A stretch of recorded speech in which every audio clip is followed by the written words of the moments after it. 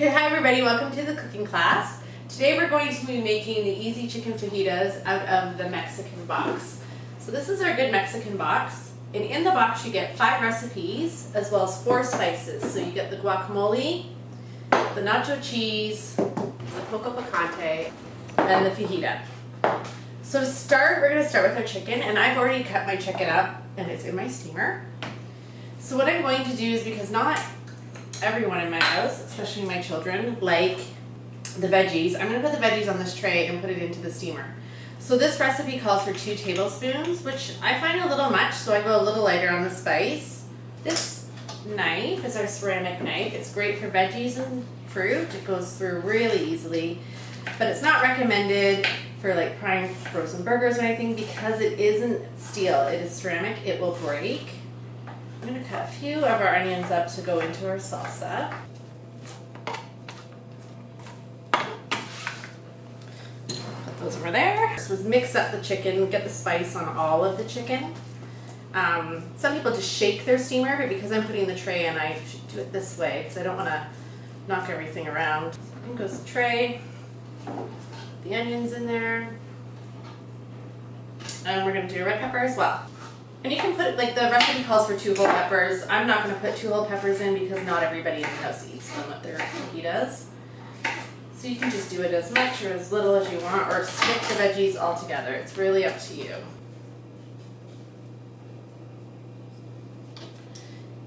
And then we will put them in the microwave. So with the steamer, the vents, you always want to put away from your handles and to the back of the microwave. So now I'll put this in. The recipe says 3 to 5. I've made this before and I know it takes 5 or more, so I'm going to start with 5, check the chicken, and go from there.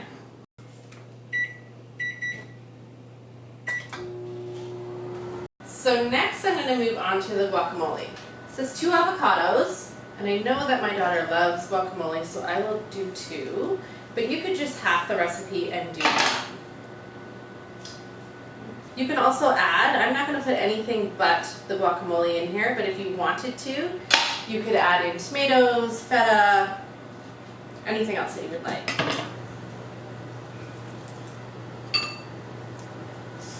So we're just going to mash it up, and to that we're going to add 2 tablespoons, 2 to 3. It does say 3, I usually add 2, so I'm going to put in 2 tablespoons of the guacamole. The nice thing about our spice spoon is you can use it within all of our jars. It fits, and we have a tablespoon, a teaspoon, a half a teaspoon, and a 1/4 teaspoon. So you're never looking for that measuring spoon in your drawer. It's all in one. So to this, we are going to add half a lime. So I have my lime and lemon citrus press, and this is designed for the green is the lime, the yellow is the lemon. So you put the lime in upside down, and you just squeeze it in. The really nice thing about this press is you get all of the juice out of your lime and no seeds in your food. Mix this all together and let it sit, and then it'll be good to go.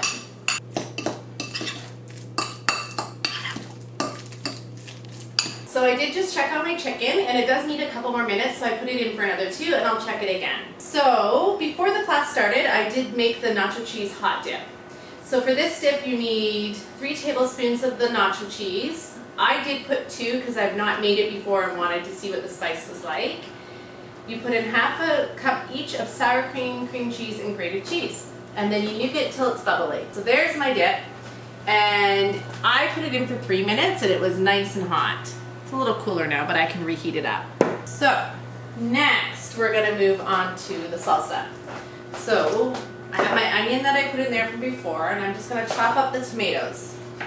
And you can see how easily this knife goes through all of the veggies. It's really right through them.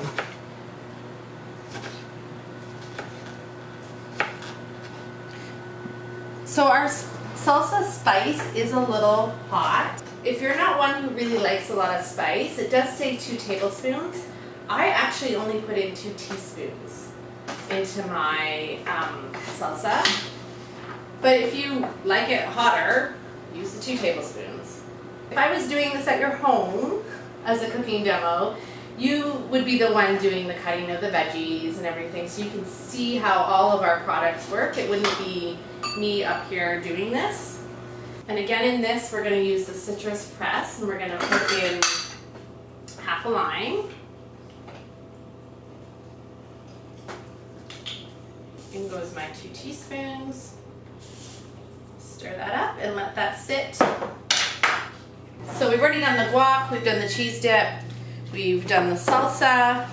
And now I just want to show you one little neat thing that is fun to do when you're doing the fajitas. Is with the nacho cheese dip, I've just, in our prep bowls, which are really wonderful, they have measurements on them, the little lids, you can bake in them, you can freeze them, you can put them in the fridge. I just put a cup of cheese, and I'm just gonna put like a teaspoon of the nacho cheese flavor in there, and then just shake it up. Now your cheese is all flavored with the nacho cheese as well. It's got a few other flavors in it, but it's just a nice addition to your fajitas. With the steamer, everyone's microwave is different, so I always suggest that you start at the 5 minutes, or if it says 7 minutes, start at the 7 minutes and just check your steamer and check your food. Once you do it a few times, it'll get faster because you'll know how long it takes to cook everything. Here.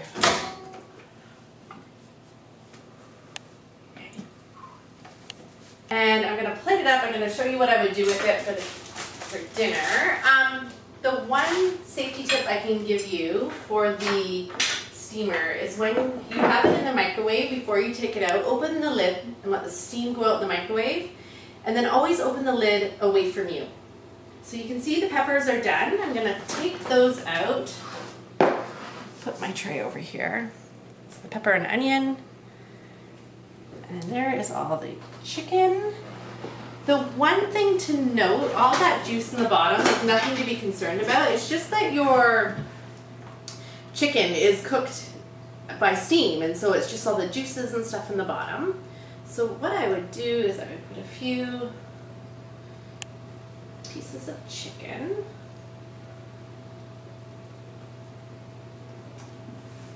A little bit of guac.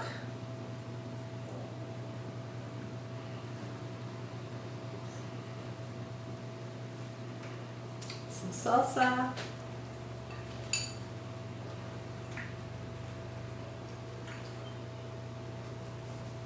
and then some cheese, and a few peppers and onions.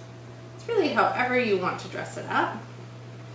And then just roll it up, and there you go. You have fajitas in under 20 minutes out of the Good Mexican box. So if you have any questions, reach out. You can always reach me on my website at shannonbrett.epicure.com. And there's lots of great recipes that you can find on there as well. Thank you very much.